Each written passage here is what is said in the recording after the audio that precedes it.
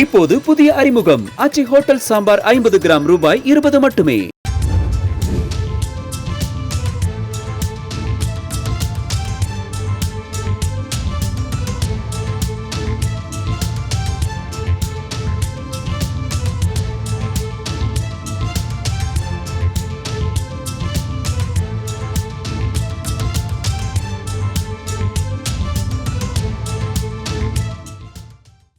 புஷ்பா 2 திரையரங்க கூட்ட நெரிசலில் சிக்கி பெண் உயிரிழந்த வழக்கில் நம்பள்ளி நீதிமன்றத்துக்கு நடிகர் அல்லு அர்ஜுன் வருகை தந்திருக்கிறார். நேற்றைய தினம் அவருக்கு ஜாமீன் வழங்கப்பட்ட நிலையில் இன்றைய தினம் அவர் வந்திருக்கிறார்.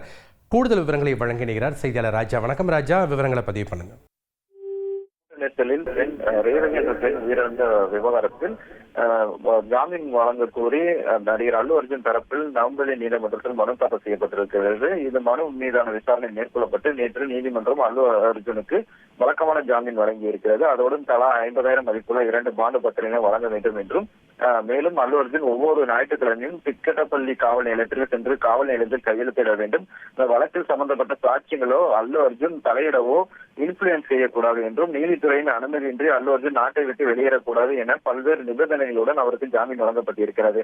இந்த நிலையில் ஜாமீன் தொடர்பான ஆவணங்களில் கையெழுத்திட நடிகர் அல்லு அர்ஜுன் சற்று முன்பு நவம்பர் நீதிமன்றத்திற்கு வருகை தந்திருக்கிறார். வருகை ஒட்டி பலத்த போலீஸ் பாதுகாப்பு போடப்பட்டிருக்கிறது.